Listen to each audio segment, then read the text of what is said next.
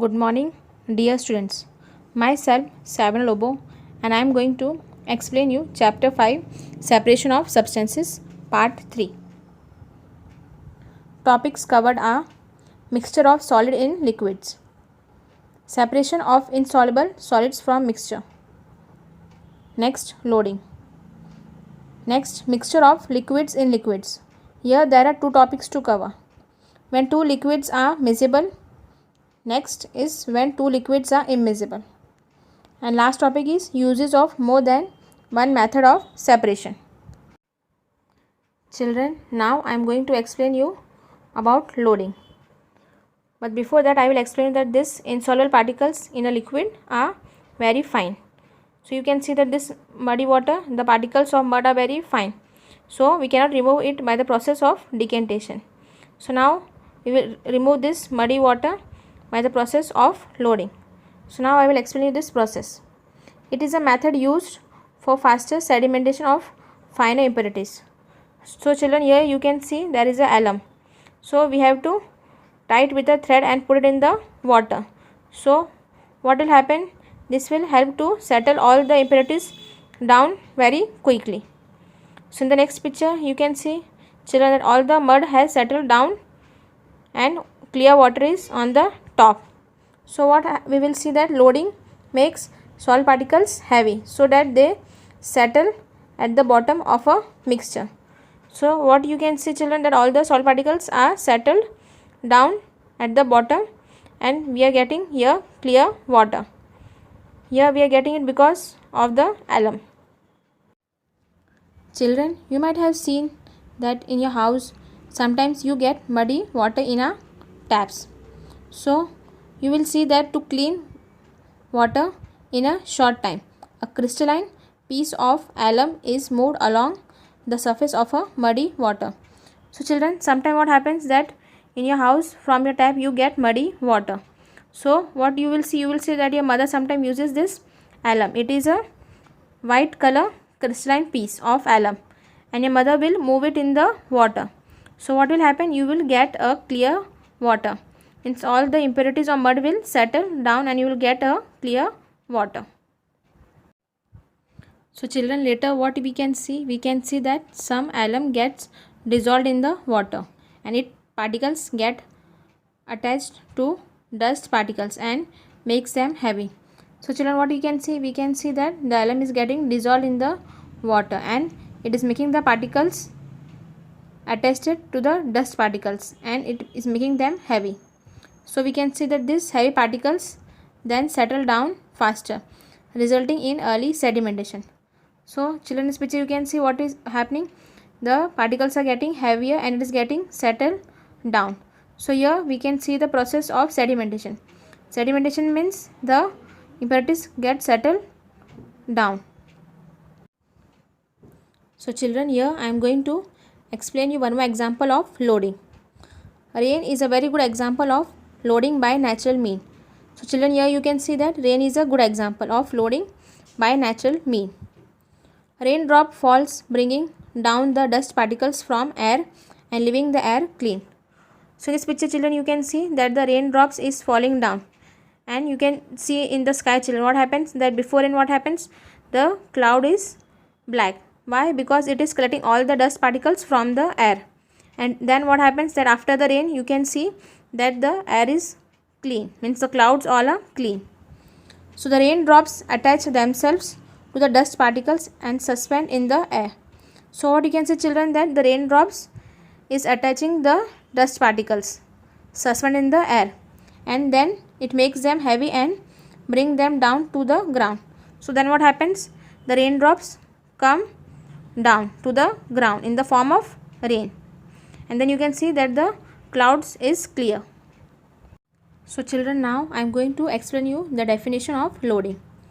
So here, children, we can see that the process of making light particles which are suspended in a liquid. So in this picture we can see that in this beaker there is a muddy water and then we have to put the alum in it and then we have to stir it. So what you can see that the light particles, that is the muddy. So they are made heavy by adding the particles of some substance such as alum. So here children, we can see that we are adding alum. So what is happening by adding alum? The heavy particles are getting attached to the alum. So after getting attached to the alum, what happens children? You can see in the other picture that all the mud is getting settled down, because all the mud is getting attracted to the alum. Because of that only in the other picture we can see that all the muds is settled down and we are getting a clear water. So that they settle down faster is called loading. So because of alum, all the mud is settled down and it is settled down faster. So because of that, this process is called loading. Did you know? So children, you might have seen that in the cities, drinking water is supplied by water works department, where water is cleaned by a series of processes like sedimentation, decantation, loading, filtration and aeration. So children, you might have seen in the cities that drinking water is supplied by water works. Means this is the department where the water workers are supplying a clean water in a series of process. So now children, here we will see the process. First is sedimentation and decantation. So children, you can see that the water is being supplied in this tank and the water is very dirty. All the impurities are there, that is mud, you can see in this picture. So what we will do? Now you can see that what will happen, that all the mud will settle down and then we will pour it in the other tank, that is we are doing decantation. So children, still we can see that there is a mud. So then we will use a piece of alum, that is a crystal piece of alum. It is in white in color. So after putting this alum in the water, what will happen, all the mud will settle down and then we will get here a clear water. But still what will happen children, there will be some impurities in this water. So here in this filtration process, what will happen, all the water will get cleaned. Now next is aeration process. So children, here what happens, sometime in the water there are some dissolved gases that is harmful for us. So by this aeration process, what will happen, all the harmful gases will be out of this water. Then children, we will send this water to the other tank, that is chlorination. So children, here we will add the chlorine in this water tank. So children, here you can see that at the end of all this process, chlorine is added to the water to kill any harmful bacteria present in it. So children, here we can see that in the last tank, that is chlorination tank, here what we will do, here we will add the chlorine powder to the water. So what will happen children, that all the harmful bacteria present in it will get killed. Then this drinking water is then supplied to the consumers. So children, what will happen then, they will supply this drinking water to the consumers, means to the people for their house, so that they can drink this water. So you can see children that we can supply this water to the homes. Children, now I am going to explain you about churning and centrifugation. Here we will see the definition. The process of separation of lighter components of a mixture from its heavier components by churning or rotating at a very high speed is called centrifugation. So children, here what we are doing, we are separating the lighter components of a mixture from the heavier components by churning or we are rotating at a very high speed, and this process is called centrifugation. So children, what here we are doing, we are removing the fine insoluble solids from a liquid solid mixture in a machine, and is called a centrifuge. So here it is rotating at a very high speed. We can do it in the mixer also. So here we will get it easily, but here we are doing in the butter churner, so it will take little time. So here what will happen, due to its high speed of machine, what will happen children, the solid particles, you can see in this picture that the solid particles are pushed towards the wall of this butter churner, whereas you can see that the liquid is at the center and then the mixture is separated. So children, here we can see that it is a very common method used in homes to separate butter from curd. So children, what, this is a very common method and it is used in a home to separate the butter from curd. As children, you know that the butter particles are not as dense as curd, so they come out on top on churning. So children, we know that the butter particles are dense as compared to curd. So what will happen, the butter particles will come out on top while churning. So children, here we can see that earlier wooden or butter churners were used for churning, but nowadays we churn curd in a mixer. So children, what we can see that in the olden days we were using a wooden or a butter churner for churning, but nowadays children we can see that in a home we are having a mixer, so it helps us to do our work very easily and fast. So in the mixer we can churn the curd very fast and easily. So children, here we can see that in the dairies cream is separated from milk with the help of a special designed churning machine. So in this picture we can see children that this is a churning machine and it is used in dairies to separate the cream from the milk. Now you will see that in the laboratory machine called centrifuge is used. So children, this is a picture of centrifuge and it is a laboratory device and it is used for the separation of fluids, gas or liquid based on its density.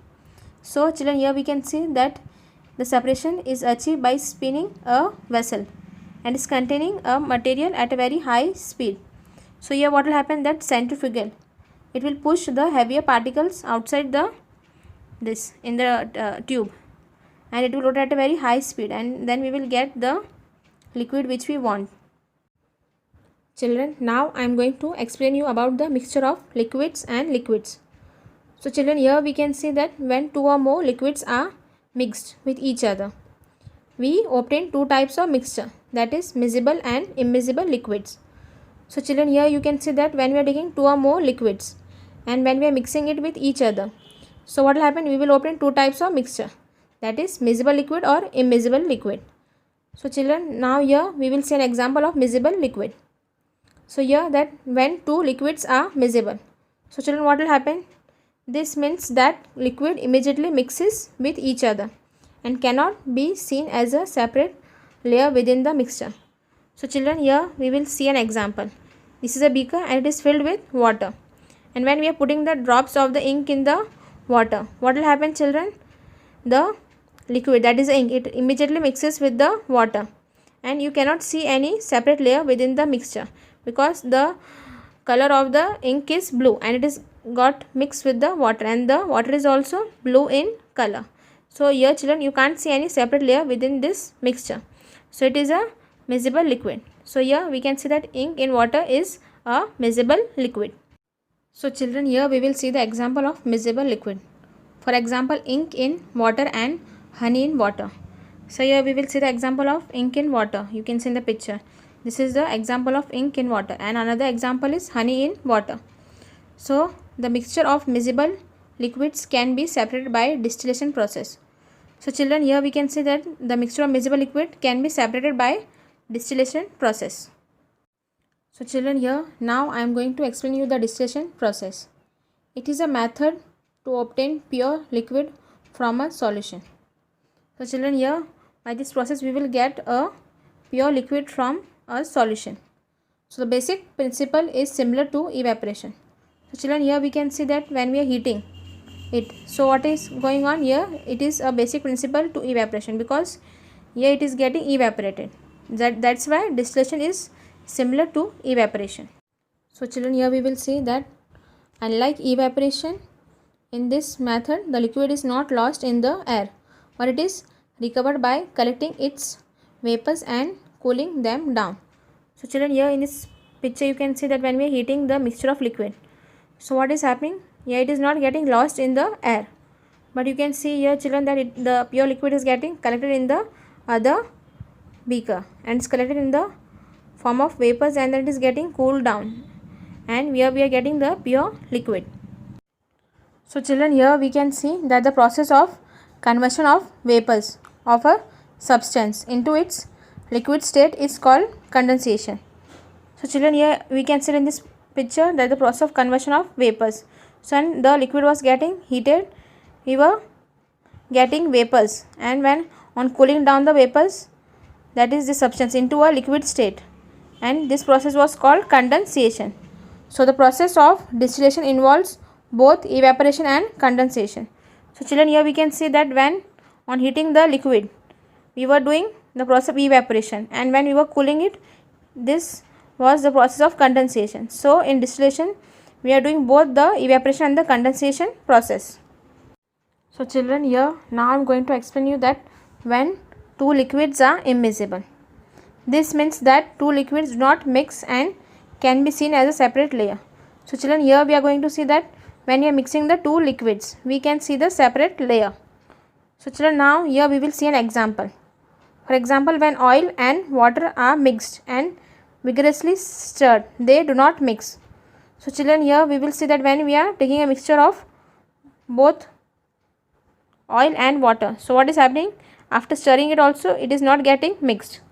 So in this funnel, separating funnel, you can see that when we are taking the water and the kerosene oil, so you can see that there is a separate layer. This is the water and this is the kerosene. It does not mix with each other. So this, both the two liquids are immiscible liquids.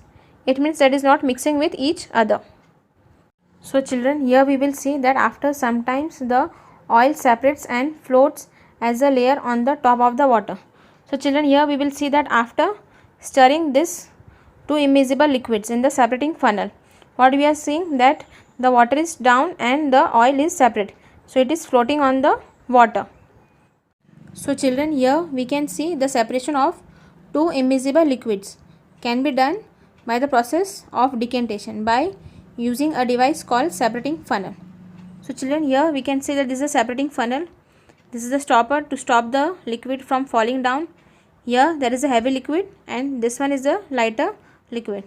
So here there is a separation of two immiscible liquids. So what is happening, children, that the heavier liquid is getting settled down. So here there is a process taking place, that it is decantation, and this we are using it in a separating funnel device. So here children, we can see that when we are opening this stopper, so what will happen, all the heavier liquid will come down in the other beaker, and again when we will put the stopper, the lighter liquid will be there in this funnel. So here we can separate the heavier liquid and the lighter liquid from each other. So this separating funnel is used to separate the two immiscible liquid. Children, now I am going to explain you the uses of more than one method of separation. So children, here we can see that if a mixture contains more than two components, that is two or more methods are required to separate these components. So children, here we can see that if a mixture is containing two or more components, that is sand, salt or water, so then we have to use two or more methods are required to separate these components. So here children, the choice of the method depends upon the properties of the components. So children, here we have to choose the method and we have to see that it is going as per the property of the components or not. So here we will see the process of separation of salt, sand mixed with water. So children, here now we are going to take an example of a mixture of ink, sand and water.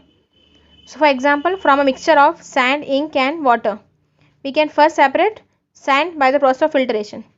So children, in this picture what we have to do, we have to first separate the sand by the process of filtration. So children, here you can see this is the conical flask. On that we have to keep the filter funnel and then the filter paper, and then from the other beaker we have to pour the mixture of ink, sand and water. Children, what will happen, here you will find the sand is settled on this filter paper and the ink solution is settled down in the other beaker.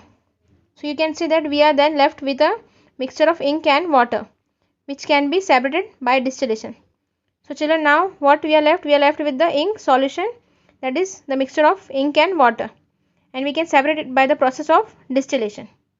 So children, here now we are going to perform an activity, that is activity 8, separating a mixture of sand, salt and water.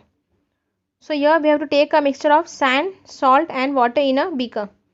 So children, in this picture you can see that in this beaker there is a mixture of sand, salt and water. Then leave the beaker aside for some time. So then you have to leave the beaker aside for some time. So what will happen, children, all the sand will settle down and salt also. So you can see the sand can be seen settling down at the bottom. So you can see that the sand is settled at the bottom, and this sand can be separated by decantation or filtration. So children, when the sand is getting settled down, so what is happening, it is getting sedimented, that is sedimentation. And then what we are going to do, we are going to just pour the water in this other strainer. So what we are doing, we are doing the process of decantation, or we can do filtration also. So here we are doing filtration also because the water is getting poured in the other beaker.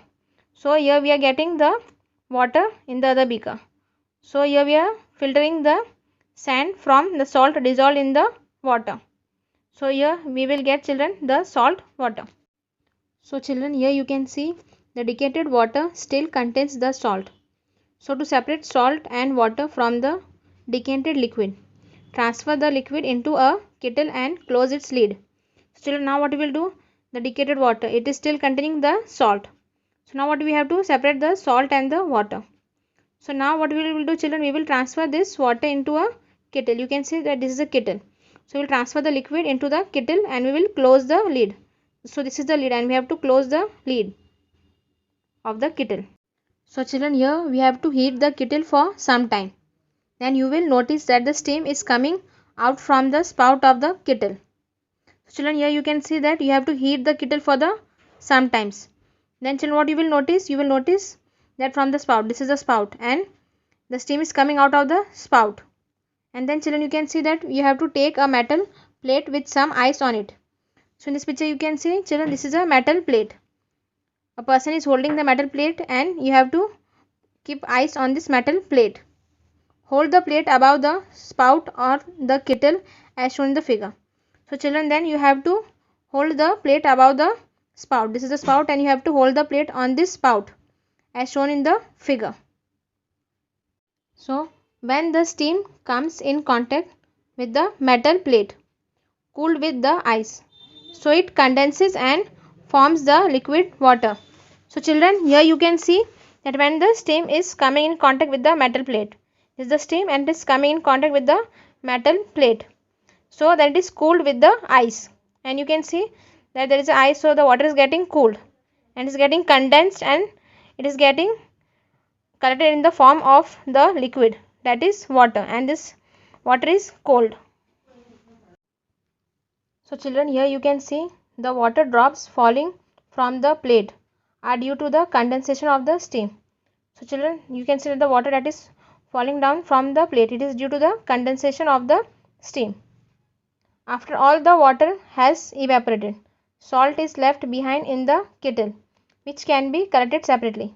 So children, here you can see that after all the water has been evaporated, so what is happening? The salt is left behind in this kettle, which can be collected separately. So then we can collect the salt separately from this kettle. So children, here we can see that thus to separate salt, sand and water, different processes were used, that is decantation, filtration, evaporation and condensation were used. So children, you had seen that first we had done the decantation, then we used the filtration process, and then evaporation, and then condensation. Children, here there is a homework for you. Answer the following questions. First one is define loading. Second, you have to draw and label the diagram of loading, so which helps in the early sedimentation. Next, define churning and centrifugation. And last one is define distillation. Thank you. Your chapter 5 separation of substance is complete.